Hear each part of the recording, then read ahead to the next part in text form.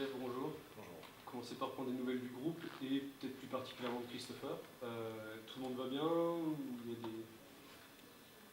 Le groupe va bien, Christopher va un peu moins bien. À quel point il va moins bien? À tel point qu'il ne pourra pas jouer demain. Ça veut dire qu'éventuellement il peut encore jouer dimanche ou c'est encore beaucoup? Il ne peut pas jouer demain et que on serait tous contents s'il pourrait jouer dimanche, mais on va déjà se focaliser sur le match de Jeff, simplement, quels sont tes objectifs pour cette campagne? Les objectifs, on va déjà prendre match par match en sachant qu'on est quand même un groupe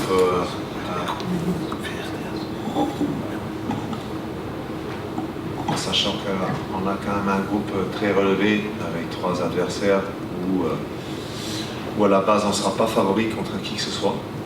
Donc sachant ça, les objectifs seront de prendre match par match et de faire la meilleure performance possible chaque match. Et au niveau comptable, on regardera par la suite comment ça va passer les points. Oui. Jeff, toi, à titre personnel, comment est-ce que tu te sens à la veille de diriger le premier match à la tête de l'équipe nationale? Je pense que le focus il doit être pour l'équipe. Moi, je suis aujourd'hui à la tête de l'équipe, donc bien sûr que c'est une première, c'est toujours quelque chose de particulier. Mais toute mon énergie, elle va dans le sens de comment mieux préparer l'équipe pour qu'on soit le plus performant possible. Et mon rôle d'entraîneur, je le ferai comme j'ai l'habitude de le faire. Bien, Julien. Jeff, en général, il y a très peu d'entraîneurs qui feraient exactement ce qu'un autre entraîneur ferait quand il regarde un match. Toi, tu as pu regarder les matchs de Luc pendant une quinzaine d'années. Là, aujourd'hui, tu hérites d'un groupe. Est-ce que toi, tu as envie de le faire jouer un peu différemment, très différemment? Est-ce qu'il y a beaucoup de choses qui risquent de changer par rapport à ce qu'on a vu ces derniers mois? Je pense qu'en tant qu'entraîneur, chacun il a sa philosophie. 2, il faut qu'il ait les joueurs disponibles ou nécessaires pour pouvoir interpréter la philosophie. Donc il faut savoir adapter les choses, analyser l'adversaire, regarder quelle est la configuration meilleure pour pouvoir causer des problèmes à cette équipe ou être capable justement déjà de bien contrer les qualités de l'équipe adverse. Et c'est ce qu'on a fait, c'est ce qu'on va essayer de mettre demain sur le terrain.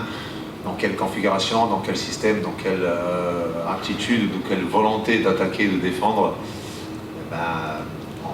On espère que demain, après le match, il y aura plus d'enseignements qui seront donnés. Maintenant, chaque match a sa propre histoire. Et je pense qu'il faut préparer chaque match de la même manière, dans un sens de préparation. Et tactiquement, il faut regarder qu'est-ce qui est le mieux à faire chaque match, tout en gardant une certaine âme pour l'équipe.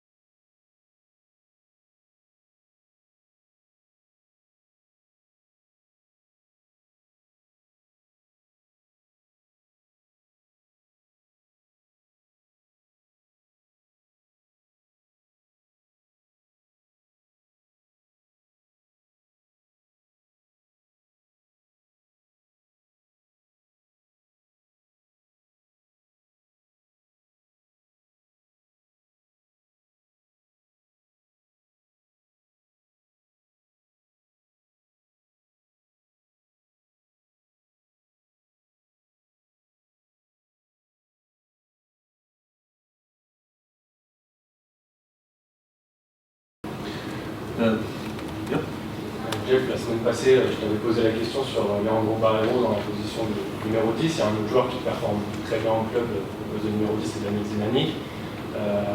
Est-ce que selon toi, de par le fait que le secteur offensif est ce qu'il est aujourd'hui et que Daniel va avoir une grosse importance dans ce secteur-là, il vaut mieux le laisser au poste de numéro 10 où il a ses habitudes en équipe en club, Ou est-ce qu'il va peut-être être amené à jouer, on va dire, dans les deux devant, de par le manque peut-être de certains joueurs? Alors, je ne pense pas que je vais te donner la possibilité de te dire aujourd'hui où est-ce que Daniel Sirani va jouer demain. Mais au jour d'aujourd'hui, Daniel, c'est, on va dire, un des leaders techniques de l'équipe de Luxembourg, capable d'évoluer à différents postes auxquels il va lui évoluer demain. Je pense que tu peux comprendre, je ne vais pas te le dire maintenant. Et certainement, je ne vais pas le faire de jouer dans une position défensive. Mais en club, au jour d'aujourd'hui, à Saint-Paul-Louis, il joue pas vraiment en 10, il joue avec 3 joueurs offensifs qui sont variables dans une position par moment en tant qu'attaquant axial, par moment en tant qu'élément libre. Donc je pense qu'il faut mettre, quand on connaît les qualités d'un joueur, il faut essayer de le mettre justement dans des positions où il arrive à exploiter au mieux ses qualités. Jeff, qu'est-ce qui t'a intéressé le plus au niveau vidéo cette dernière semaine? Les derniers matchs contre le Luxembourg de l'Irlande du Nord ou les derniers matchs de juin? Qu'est-ce qui était le plus important pour toi et le plus urgent à regarder? Tout. Tous les matchs du coup? Les 4-5 derniers matchs de la performance de l'Irlande du Nord, les confrontations directes contre l'Irlande du Nord pour en tirer des informations, les derniers matchs de l'équipe nationale sans cause être confronté. Donc, mais c'est logique. Je pense que quand tu regardes les matchs auparavant de l'équipe nationale, que ce soit au stade ou que ce soit à domicile, tu les regardes avec les yeux d'un entraîneur. Tu les regardes aussi avec les yeux un peu d'un supporter. Mais tu ne fais pas l'analyse de la même manière que quand tu les regardes que tu es coach de la même équipe. Donc c'est un travail totalement différent et c'est ce qui a été fait, ça fait partie de notre travail. Et tu en es ressorti de ce visionnage avec un regard très différent de celui que tu avais quand tu les avais regardés depuis ton canapé ou depuis la tribune, je sais pas. Tu en es sorti avec un enseignement au niveau des détails, parce que c'est ça ce qu'ils en résoltent, c'est-à-dire quand tu fais de l'analyse, tu rentres un peu plus dans les détails et tu vois certaines choses que tu n'as peut-être pas directement vues au niveau organisation ou animation. Mais c'est pas pour autant que tu connais plus les joueurs individuellement ou au niveau qualité. Ça, tu découvres un peu plus dans le peu de séances que tu as au jour d'aujourd'hui, entre celle de lundi, celle de mardi et celle d'aujourd'hui. Et on arrive déjà au match demain. Donc c'est un travail assidu qui a été fait, tout en sachant qu'il sera toujours dans la continuité. Oui. On a parlé de Léo Barreiro et de Messinani qui performent en club en ce début de saison. À l'inverse, on va avoir des joueurs comme Marvin Martins et Mika Pinto qui ont un début de saison un peu plus tronqué. Sont-ils prêts physiquement et seraient-ils amenés à jouer un rôle lors de ces 2 matchs de qualification, notamment dès demain? Tous les joueurs qui sont sélectionnés, d'habitude, il peut jouer un rôle. Ça, c'est logique. De l'autre côté, à juste titre, il y a peut-être pour ces 2 joueurs-là un peu moins de compétition, mais bon, Mika Pinto, il a joué au mois de juillet, il a joué le 31 juillet encore en compétition.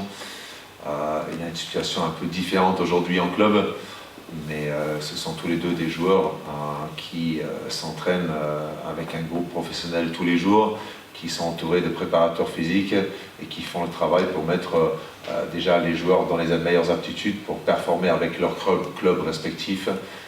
Au jour d'aujourd'hui, ils sont au sein de l'équipe nationale pour préparer au mieux ces deux matchs. Donc, si je ne considère pas qu'ils seraient aptes à pouvoir aider l'équipe, on n'aurait pas dû les sélectionner. Yo. Laurent, est-ce que demain, justement, contre l'Irlande du Nord, c'est une équipe qui voyage pas forcément très bien, est-ce que vous attendez à, comme ils avaient fait chez eux, une grosse pression d'entrée de match, une équipe qui va peut-être vous attendre plus bas et vous laisser le ballon?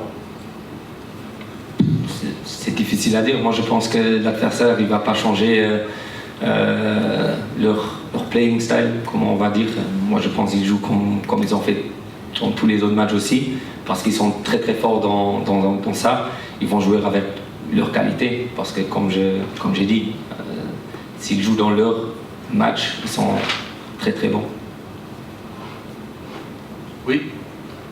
Question pour Laurent, mais je pense que Jeff pourrait y répondre aussi. Après ce qui s'est passé lors des 2 matchs à domicile en juin, est-ce qu'il y a une volonté de la part de l'équipe de retrouver la confiance du public et justement de créer un peu une union sacrée derrière le groupe justement pour vous pousser en premier lieu sur ces 2 premiers matchs à domicile? Oui, je pense que voilà, on veut toujours montrer quelque chose sur le terrain pour avoir les supporters derrière nous.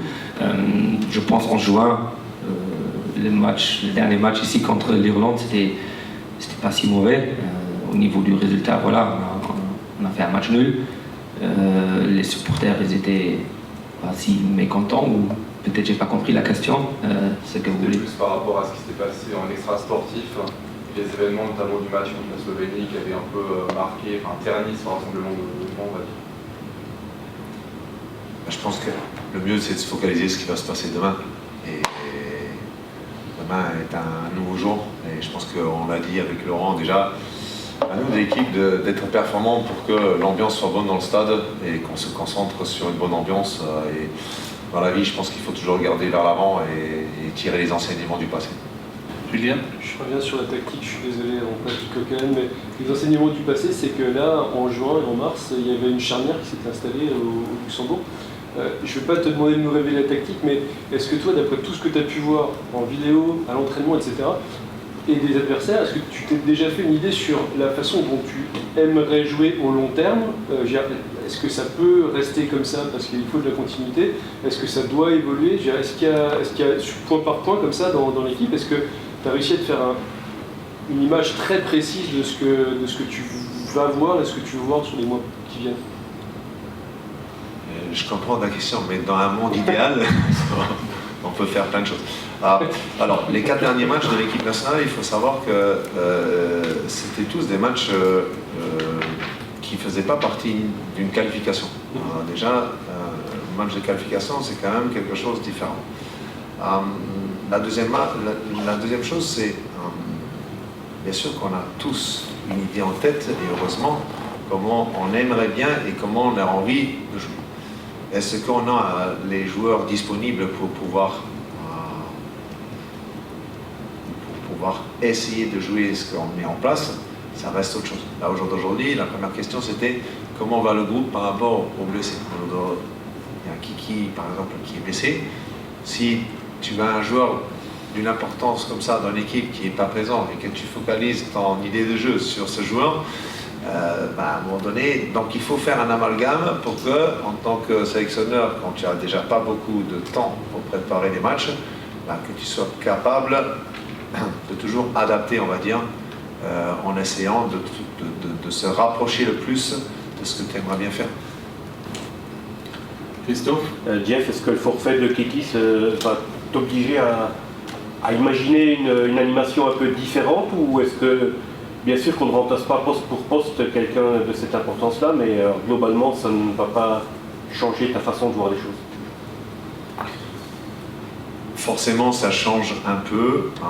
Maintenant, on a quand même de la qualité à l'intérieur du groupe, mais comme chaque équipe, il y a peut-être quelques joueurs qui sont des joueurs clés que tu peux peut-être pas nominellement remplacer en un par un, chose qui est le cas avec Christophe.